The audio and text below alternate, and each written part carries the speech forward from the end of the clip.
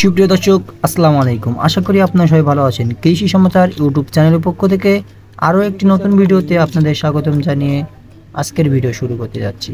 দর্শক, আজকের ভিডিওর টপিকে থাকছে কিভাবে আগামী জাতের বাঁধাকপি চাষ করবেন সেই রিলেটিভ ভিডিওটি না টেনে অবশ্যই প্রথম থেকে শেষ পর্যন্ত দেখুন। দর্শক, দেখতে পাচ্ছেন এইখানে আগাম জাতের বাঁধাকপি চাষ করা হয়েছে। এইখানে এখন আমাদের এই বাঁধাকপিতে একটু পোকা ধরছে, এই কারণে আমরা আজকে আসছি স্প্রে করতে। এখন এই স্প্রে কেমন টাইমে করবেন, কেমনভাবে পরিচর্যা করতে হয় সেইগুলো আজকে দেখানোর মেন উদ্দেশ্য। দর্শক, আপনাদের কাছে যখন পোকা লাগে, হয়তো এখন বৃষ্টি বাদলের সময় সব সময় স্প্রে করা যায় না, বিশেষভাবে বিকেল টাইমে স্প্রে করলে খুব ভালো হয়। আর স্প্রে করতে হবে প্রতিটা কপি গাছের মাথায় মাথায় খুব সুন্দর করে একটু ভিজিয়ে দিতে হবে। এভাবে করে আপনারা প্রতিটা গাছ ভিজিয়ে দিবেন। দেখতে পাচ্ছেন এখানে আমরা যেভাবে দিচ্ছি অবশ্যই এভাবে দিবেন। আর এই যেভাবে দিচ্ছেন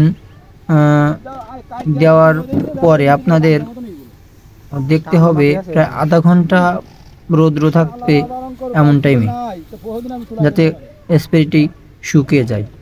স্প্রেটি শুকিয়ে গেলে আপনাদের খুব উপকারী হবে। আর যদি আপনারা এভাবে না করেন, বৃষ্টির সময় তো বৃষ্টির আগে আগে করলে আপনাদের কিন্তু পরবর্তীতে আরেকবার স্প্রে করতে হবে। এই জন্য আপনারা ওই জিনিসটা খেয়াল করে স্প্রে করবেন। দেখতে পাচ্ছেন আমাদের এই পুরো ক্ষেতটি বৃষ্টিতে অনেক চারা মায়ের গেছে। এখানে প্রতি প্রায় জায়গায় চারা নাই।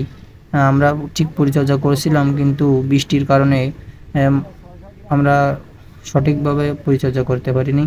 এই কারণে আমাদের গাছগুলো একটু নর্মাল হয়ে গেছে। তা অবশ্যই আমরা চেষ্টা করতেছি গাছগুলো ঠিক করার। আমরা এরপরে আমাদের গাছগুলোর আঁচড়ুনি দিয়ে মাটি গোড়ায় দিয়ে দেবো। দেওয়ার পরে আমাদের গাছটি হয়তো ঠিক হয়ে যাবে।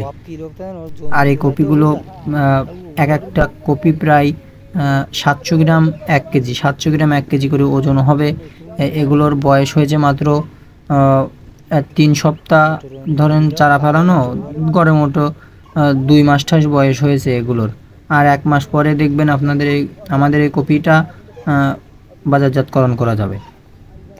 আমাদের কপিতে কিন্তু ছান চলে এসেছে, দেখতে পাচ্ছেন ছান কিন্তু বেঁধেছে। এভাবে করে প্রতিটা গাছ দেখুন, প্রতিটা গাছ ছান বাঁধা হয়ে গেছে। আর রেজাল্ট 1 মাস পরে বাজারজাতকরণ করা যাবে। আশা করি এবছর বৃষ্টির মৌসুমে যে ইয়েগুলো বাঁধাকপি অবশ্যই এতে লাভজনক হতে পারে। এবছর সব জায়গায় বৃষ্টির পানিতে সব কপি নষ্ট হয়ে গেছে। এ কারণে আমরা এখানে প্রায় 15,000 মতন কপি গাছ লাগাইছিলাম। এখন এইখানে আছে প্রায় 10,000 মতন, 5,000 মতন সব নষ্ট হয়ে গেছে। আর কন্ডিশন ভালো না, একদিকে একটু ভালো, যেদিকে একটু পানি কম চেপেছে এদিকে একটু ভালো আছে, আর অন্য সাইডে নষ্ট হয়ে গেছে। অবশ্যই এই ছিল আজকের ভিডিও। যদি আপনার কাছে ভালো লাগে অবশ্যই চ্যানেলটি সাবস্ক্রাইব করুন। আর যারা চ্যানেলটি সাবস্ক্রাইব করে রেখেছেন তাদেরকে অসংখ্য ধন্যবাদ।